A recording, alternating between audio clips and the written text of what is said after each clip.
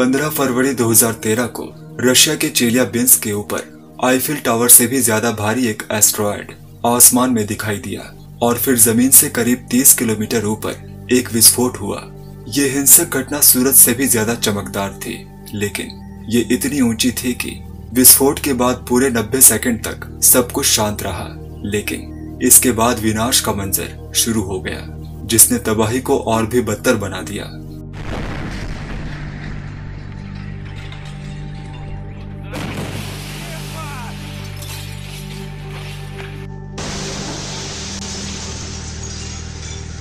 आप लोगों ने भी ये सभी वीडियोस देखे होंगे।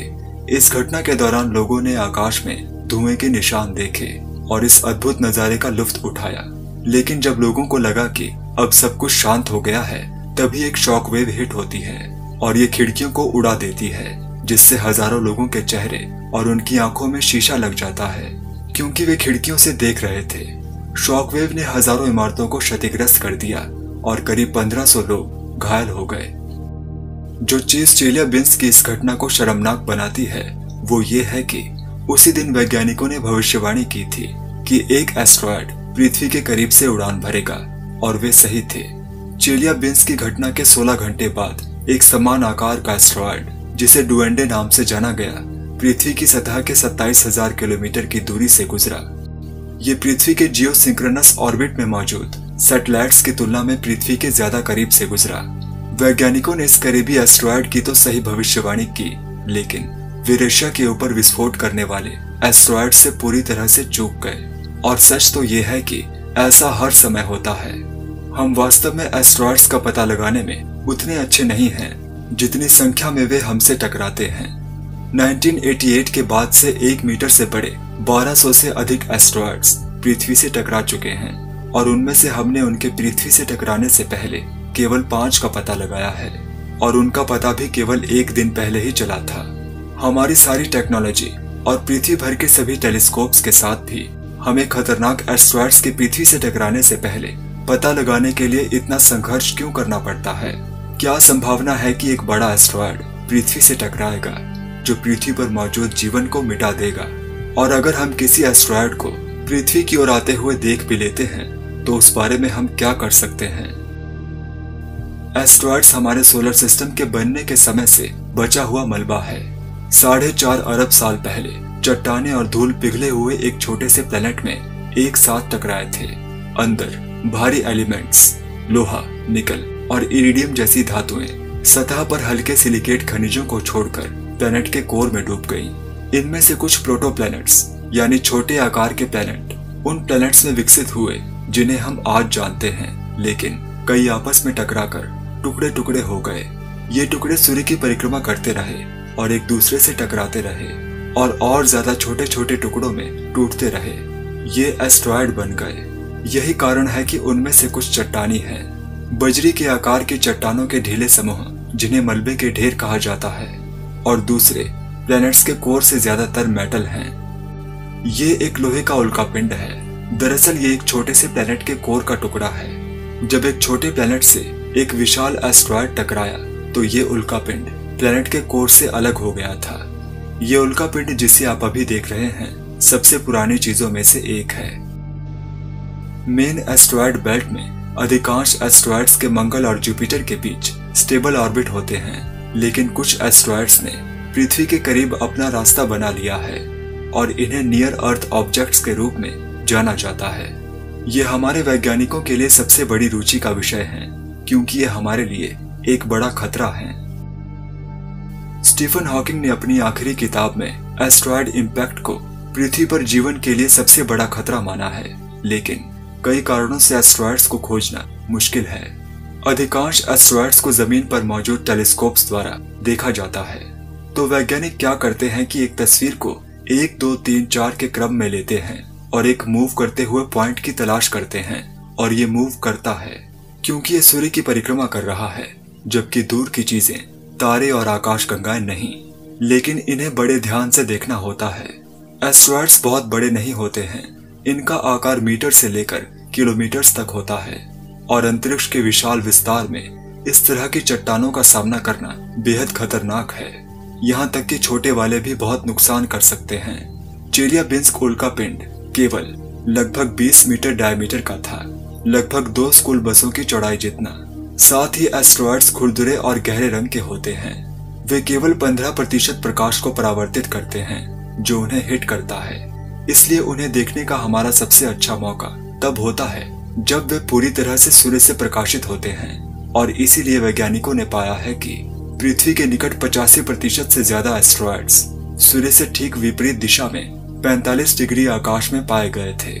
इसे अपोजिशन इफेक्ट कहा जाता है और इसका मतलब है कि पृथ्वी के पास संभावित रूप से और ज्यादा खतरनाक एस्टेरॉयड्स हैं जिनका अभी तक पता नहीं चला है। सूर्य की दिशा से आने वाले किसी भी एस्टेरॉयड्स को देखा नहीं जा सकता। ठीक यही चेलियाबिंस्क के साथ हुआ। अब तक हमने 1 लाख एस्टेरॉयड्स का पता लगाया है और उन्हें सूचीबद्ध किया है, जिनमें से अधिकांश मेन एस्टेरॉयड बेल्ट में हैं।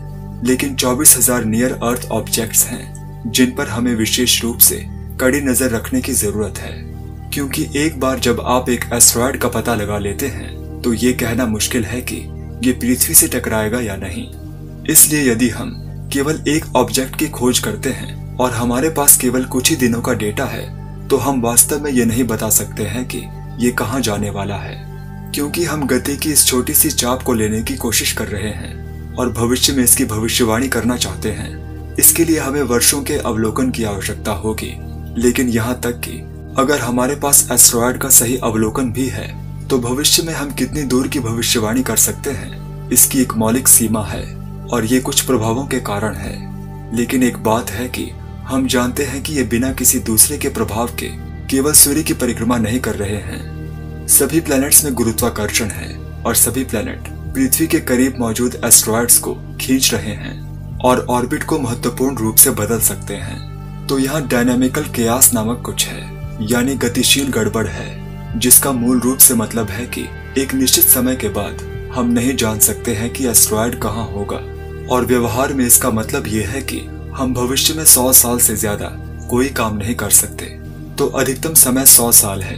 इस समय तक कोई ऑब्जेक्ट कहाँ होगा इसकी हम सटीकता के साथ भविष्यवाणी कर सकते हैं। और ये बहुत महत्वपूर्ण है, क्योंकि हम निश्चित रूप से जानते हैं कि अगर कोई एस्टेरॉयड हिट करता है तो परिणाम एक नाटक की तरह होंगे। ये एरिज़ोना में बेरिंजर क्रेटर है। इसका नाम एक माइनिंग इंजीनियर डैनियल बेरिंजर के नाम पर रखा गया है, जिन्होंने सबसे पहले ये सुझाव दिया था कि ये एक उल्कापिंड इम्पैक्ट से बना है। 1950 के दशक तक प्रचलित दृष्टिकोण ये था कि ये ज्वालामुखी गतिविधि द्वारा बना है, लेकिन बेरिंजर आश्वस्त थे कि ये लोहे के उल्कापिंड के इम्पैक्ट की जगह है। इसलिए 1903 में उन्होंने एक माइनिंग क्लेम पेश किया और धातु से बने उल्कापिंड की ड्रिलिंग शुरू की, जिसके बारे में उनका मानना था कि इसकी कीमत $1 अरब से ज्यादा है। तो उन्होंने सोचा कि यहाँ कीमती लोहा मिल सकता है। इसलिए उन्होंने गड्ढे के तल में ड्रिल करना शुरू कर दिया और उन्हें कुछ भी नहीं मिला। फिर उन्होंने दूसरे खोजपूर्ण अभ्यास करना शुरू कर दिए। ये सालों और दशकों तक चला। उन्होंने सोचा कि लोहा बीच में न होकर आसपास की दीवारों में हो सकता है, तो वे वहां ड्रिलिंग करने लगे। अगर आप वहां कभी जाते हैं तो आप आज भी वहां ड्रिलिंग के निशान चिन्ह देख सकते हैं। उन्होंने दीवारों के चारों ओर खुदाई की और उन्हें वहां भी कुछ नहीं मिला। उन्हें इस बात का एहसास नहीं था कि जब हम तेज गति से इम्पैक्ट डालते हैं तो ऐसा नहीं है कि हम एक ईंट की दीवार में एक पत्थर फेंक रहे हैं। हम जानते हैं कि ये इम्पैक्ट एक छेद बनाता है और वहां चिपक जाता है या बस उछलता है। यह विस्फोटक है। ये बिल्कुल विस्फोटक जैसा है। तो इस प्रोजेक्टाइल की काइनेटिक एनर्जी 30 किलोमीटर प्रति सेकंड हो सकती है। इतनी एनर्जी एक प्रोजेक्टाइल को पूरी तरह से वेपोराइज करने के लिए पर्याप्त है। सतह के साथ संपर्क होते ही ये गैस में बदल जाता है और ये गैस सुपर हॉट और सुपर हाई प्रेशर होती है, जो फट जाती है और क्रेटर को उड़ा देती है। तो इम्पैक्ट के बाद प्रोजेक्टाइल वास्तव में मौजूद नहीं है। मेरा मतलब है छोटे टुकड़े सरवाइव कर सकते हैं, लेकिन ये 50 मीटर का ऑब्जेक्ट मूल रूप से मिट गया था। इसलिए डैनियल बेरिंजर किसी ऐसी चीज की तलाश में थे जो मौजूद ही नहीं थी। उन्होंने 27 साल इस गड्ढे को ड्रिल करने में बिताए। 400 मीटर से ज्यादा गहराई तक ड्रिलिंग की, लेकिन वो जो खोज रहे थे वह 50,000 साल पहले इम्पैक्ट के दौरान ही वेपोराइज्ड हो गया था। इस 50 मीटर के एस्टेरॉयड ने करीब 10 मेगाटन TNT की एनर्जी रिलीज की। ये हिरोशिमा विस्फोट की एनर्जी से 600 गुना ज्यादा है। इसलिए जो चीज किसी उल्कापिंड के इम्पैक्ट से सबसे ज्यादा मिलती जुलती है वह एक बहुत बड़ा परमाणु विस्फोट है। लगभग 6 करोड़ 50 लाख साल पहले पृथ्वी पर गिरने वाले 10 किलोमीटर आकार के एस्टेरॉयड ने डायनासोर का सफाया कर दिया था। एक सीमा से बड़े आकार का एस्टेरॉयड जो कि कुछ किलोमीटर तक का हो, इतनी एनर्जी पैदा करता है कि इसका पूरी पृथ्वी पर प्रभाव पड़ता है। इतने बड़े एस्टेरॉयड के इम्पैक्ट से मलबे का एक पूरा गुच्छा सब ऑर्बिटल ट्रेजेक्टरी में चला जाता है और पृथ्वी के चारों ओर पहुंच जाता है। फिर पृथ्वी पर वापस गिरता है, यहाँ तक कि जहां इम्पैक्ट हुआ था उससे दूसरी तरफ भी पूरा आकाश उल्काओं से जगमगा जाता है। आप कल्पना कर सकते हैं कि नीला आकाश लाल रंग में गर्म चमक रहा है। ये कुछ ऐसा है जैसे हम ओवन के अंदर हों। तो इस इम्पैक्ट का पहला प्रभाव शुरुआती विस्फोट के अलावा ये होता है कि सारा आकाश गर्मी के एक महान स्रोत में बदल जाता है और ये जमीन पर मौजूद सब कुछ पकाता है। यानी डायनासोर्स उस समय जिंदा ही भुन गए थे। इस घटना के दौरान सिर्फ वो जानवर बचे जो जमीन के नीचे या शायद पानी में और सुरंगों में रहने वाले थे।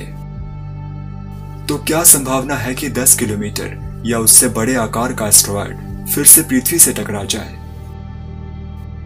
अपने जीवन काल में ये मानते हुए कि हमारी आयु 100 वर्ष की होगी और 10 किलोमीटर जितने बड़े एस्टेरॉयड की पृथ्वी पर गिरने की घटना 10 करोड़ सालों में एक बार होती है या ऐसा कुछ, तो एक साल में इसके पृथ्वी पर गिरने की प्रोबेबिलिटी 10 करोड़ में एक है। तो हमारे पास 10 किलोमीटर जितने बड़े एस्टेरॉयड से मरने की संभावना 10 लाख में से एक है। लेकिन क्योंकि हम जानते हैं कि अगले 100 वर्षों तक पृथ्वी के ऑर्बिट को काटने वाली ट्रेजेक्टरी के साथ 10 किलोमीटर जितना बड़ा एस्टेरॉयड नहीं है, तो इससे मरने की संभावना वास्तव में 0 है। तो अच्छी खबर यह है कि हमारे जीवन काल में एक और डायनासोर की तरह के एक्सटिंक्शन की घटना नहीं होगी, लेकिन छोटे आकार के एस्टेरॉयड्स की संख्या तेजी से बढ़ रही है।